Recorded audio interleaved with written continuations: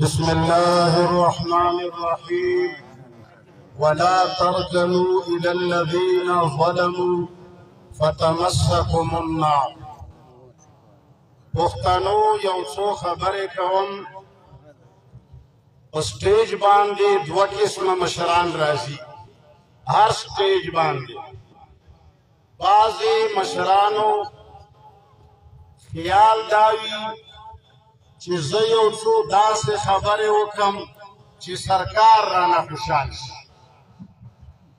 او بعضې خلکو دا خیال وي چې خلک مې وپېژني، او د بعضې خلکو دا خیال وي چې زما دا مظلوم اولس د ظلم نه خلاص شي.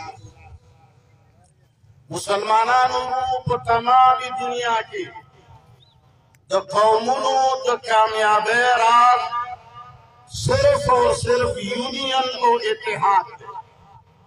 کم قومونه چې متحد دي هغه په بره مزل کوي، کم قومونه چې تقسیم دي او هغه په هره غونډه کې د قوم خبره نه د دفتر خبره کوي، او د خپل مظلوم ولس خبره نه او د ظالم ریاست د خوشحالولو خبرې کوي. نو هغه قومونه وایي چې ونې ونې تبرګې د خپلې کونې، پښتونه په ما کې خپل خلک خرڅ دي. پکار دا دی چې موږ د خپل پښتون قوم او شمله خرڅه نه کړو، او موږ سیسه پلای لوی دیوار جوړ شو او د خپلو مشرانو تاریخ ژوندی کړو.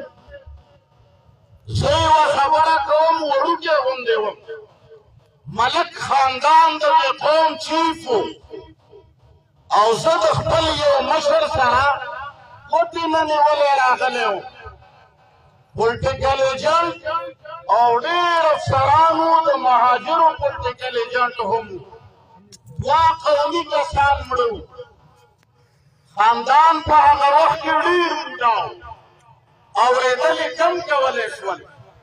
داسې دا ملک او دا پولټیکل یې د لاسه راونیو، دی چې کرسي رانږدې کړه. زه تا د خپل قوم وژلو ته نه پرېږدم.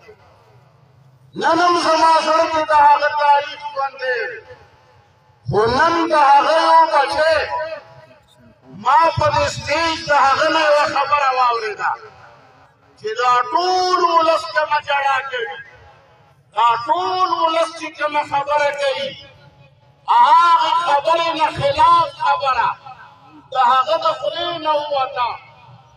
وی چې دا قومي او کورنۍ خبره ده، دا زمون قومي خبره ده.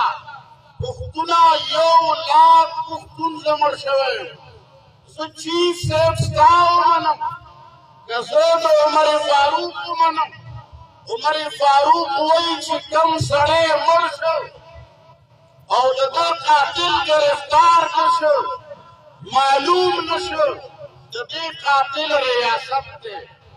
زما 1,00,000 نه زیاتې زنانه، 1,00,000 نه زیات ماشومان، 1,00,000 نه زیات مشران شهیدان شوي دي. یو سړي قاتل معلوم نه شو. د اسلام آباد غونې ځای کې خلکو ته ریلیف میلاویږي. پښتونه د دې بنیادي وجه صرف دا ده چې موږ کې اتحاد نشته، د خپلې وینې غوښتنه نشته. آخري خبره کوم، دا زما خاوره ده، زه د افغان وسی یم. زه 6,000 کالو نه په دې ځای آباد یم. ته په سوال راغلی، ما سره دې معاهدې شوي دي چې زه به ستا د وینې او د عزت تحفظ کوم، زه به ستا چوکیداره کوم، او ما تا له تنخوا مقرره کړې ده. نن هغه کوتک چې ما تا له چوکیدارۍ له درکړی دی، په هغې کوتک ما وهې، ما وژنې. دا خلک پوهوي मुख्तलिफ किस्म खल्क राशि मुख्तलिफ एजेंडे पेश करी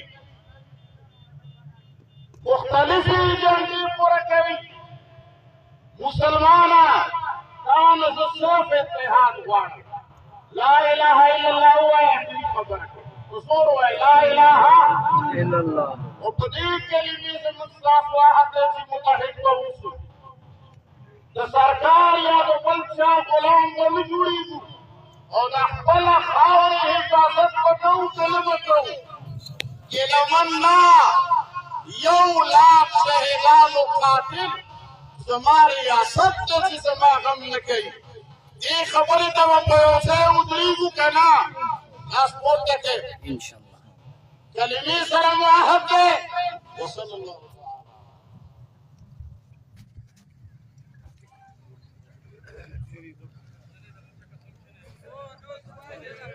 Malgaria, esta fada de que os países está